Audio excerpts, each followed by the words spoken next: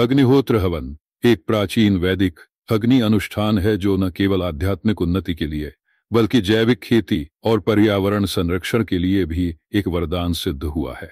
यह हवन सूर्य उदय और सूर्यास्त के समय विशेष मंत्रों के साथ किया जाता है।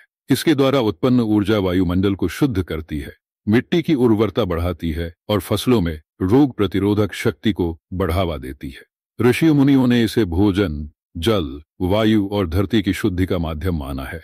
आज जब पर्यावरण संकट बढ़ता जा रहा है तो अग्निहोत्र एक ऐसा सरल समाधान है जो हमें फिर से प्रकृति के साथ जोड़ता है।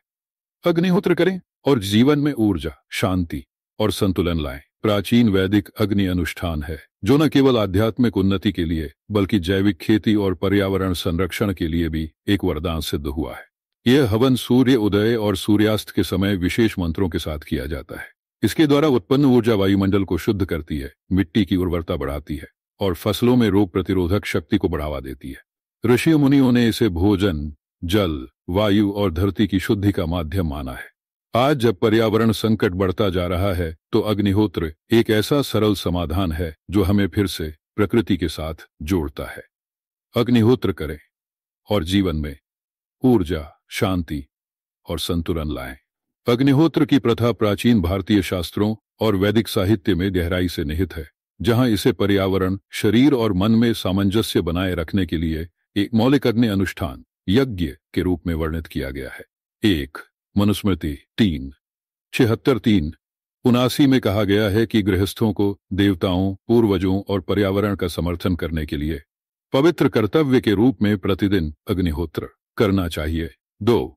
भगवद गीता 3:14 सभी जीव भोजन से जीवित रहते हैं। भोजन वर्षा से उत्पन्न होता है, वर्षा यज्ञ से उत्पन्न होती है और यज्ञ क्रिया यानी कर्म से उत्पन्न होता है। 3. यजुर्वेद में नित्य कर्म यानी दैनिक कर्तव्यों के हिस्से के रूप में दैनिक अग्निहोत्र प्रदर्शन के लिए विस्तृत निर्देश शामिल है। 4. शतपथ ब्राह्मण अग्निहोत्र के लिए सबसे स्पष्ट और सबसे विस्तृत स्रोतों में से एक है। शतपथ ब्राह्मण 11:1-18 सूर्योदय और सूर्यास्त के समय अग्निहोत्र करने की प्रक्रिया, लाभ और लौकिक महत्व की व्याख्या करता है। इसमें कहा गया है, जो अग्निहोत्र करता है वह सूर्य के साथ एक हो जाता है और स्वर्गलोक को प्राप्त करता है। 5.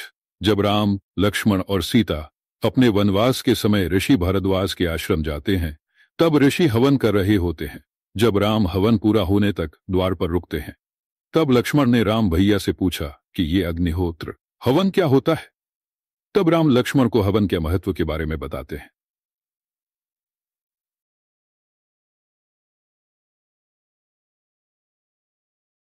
शुद्धिकरण, वायु गुणवत्ता में सुधार। अग्निहोत्र का धुआं हवा में मौजूद हानिकारक बैक्टीरिया और प्रदूषकों को निष्क्रिय कर देता है। विकिरण निष्प्रभावन, अध्ययनों से यह सिद्ध हुआ है कि अग्निहोत्र पर्यावरण में मौजूद हानिकारक विकिरण प्रभावों को कम करता है। गंध हटाना, यह एक प्राकृतिक एयर फ्रेशनर की तरह काम करता है और वातावरण से दुर्गंध को दूर करता है। दूसरी, आध्यात्मिक और ऊर्जावान उत्थान, अग्निहोत्र नकारात्मक ऊर्जाओं को साफ करता है और आसपास के वातावरण को ऊर्जावान बनाकर शुद्ध करता है। यह वातावरण की कंपन आवृत्ति को बढ़ाता है जिससे ध्यान, प्रार्थना और उपचार के लिए अनुकूल स्थिति बनती है। सूर्योदय और सूर्यास्त के समय किया गया अग्निहोत्र व्यक्ति को ब्रह्मांडीय लय और प्रकृति के चक्रों से जोड़ता है। 3. समुदाय और सामूहिक लाभ, यह परस्पर सद्भाव को बढ़ावा देता है जिससे वातावरण शांतिपूर्ण बनता है। समूह या परिवारों में तनाव और संघर्ष कम होते हैं और सामूहिक ऊर्जा का स्तर बढ़ता है। यह आध्यात्मिक समारोहों, उपचार मंडलियों और पर्यावरण समुदायों के लिए आदर्श प्रक्रिया है। 4. मानसिक और भावनात्मक स्वास्थ्य, अग्निहोत्र का अनुष्ठान तनाव और चिंता को कम करता है। इसके कंपन और ध्वनियां जैसे मंत्र मन को शांत करती हैं। यह ध्यान और मानसिक स्पष्टता को बेहतर बनाता है। कई अभ्यासकर्ताओं ने मानसिक एकाग्रता और स्पष्ट सोच में सुधार की पुष्टि की है।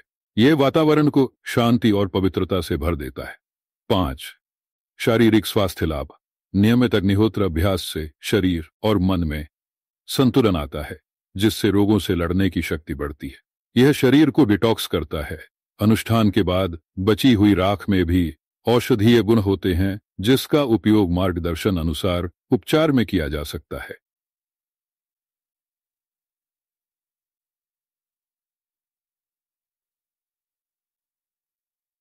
मिट्टी और पानी का पुनरुद्धार। अग्निहोत्र की राख और अग्नि की ऊर्जा मिट्टी के सूक्ष्म जीव जीवन को पुनः सक्रिय करती है। इससे मिट्टी की उर्वरता, संरचना और पीएच संतुलन सुधरता है। तालाबों या नदियों में अग्निहोत्र की राख डालने से जल शुद्ध होता है। कृषि लाभ। अग्निहोत्र से निकलने वाला धुआं प्राकृतिक कीट नियंत्रण करता है। राख का उपयोग अंकुरण दर बढ़ाता है और पौधों को बीमारियों से बचाता है। भस्म और फिटकरी। उपाय: 1 किलो राख और 100 ग्राम फिटकरी को पोतली में बांधकर सिंचाई के पानी में डालने से खेतों में लगने वाले रोगों और कीटों का समाधान होता है।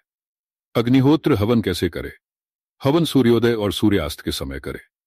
सूरज निकलने से 10-15 मिनट पहले स्नान करके पूर्व दिशा की ओर मुंह कर कुंड के सामने बैठ जाएं। कुंड में उपले जमाएं, 3-4 कपूर की गोलियां डालें, थोड़ा घी डालकर अग्नि प्रज्वलित करें। फिर 12-15 चावल के दाने घी में भिगोकर अपने हाथ की हथेली पर रखें और 2 भाग में बांट लें। सही समय के लिए घड़ी या मोबाइल का सहारा लें। सूर्योदय पर दिया जाने वाला आहुति मंत्र। पहला मंत्र सूर्याय स्वाहा, घी में भिगोए आधे चावल की आहुति दे। उसके बाद बोले सूर्याय इदं नमः। दूसरा मंत्र प्रजापत्य स्वाहा, घी में भिगोए हुए आधे चावल की आहुति दे। उसके बाद उच्चारण करें प्रजापत्य इदं। पहला मंत्र आग्नेय स्वाहा, घी में भिगोए हुए आधे चावल की आहुति दे। फिर उच्चारण करें आग्नेय इदं नमः। दूसरा मंत्र प्रजापत्य स्वाहा, घी में भिगोए हुए आधे चावल की आहुति दे। फिर बोले प्रजापत्य इदं नमः। अग्निहोत्र हवन की आवश्यक सामग्री: अग्निहोत्र हवन किट, तांबे का पिरामिड कुंड, चम्मच, प्लेट, स्टैंड आदि। देशी गाय के कंडे। उपले शुद्ध देसी गाय के गोबर से बने। देहाती गाय का घी, बिल्कुल शुद्ध, बिना मिलावट। अखंड चावल, साबुत, टूटे बिना पॉलिश रहित। कपूर की टिकिया। हवन प्रज्वलन हेतु सामग्री कहां से खरीदें? राम माधव आश्रम, भोपाल से अग्निहोत्र हवन किट व शुद्ध सामग्री खरीदी जा सकती है।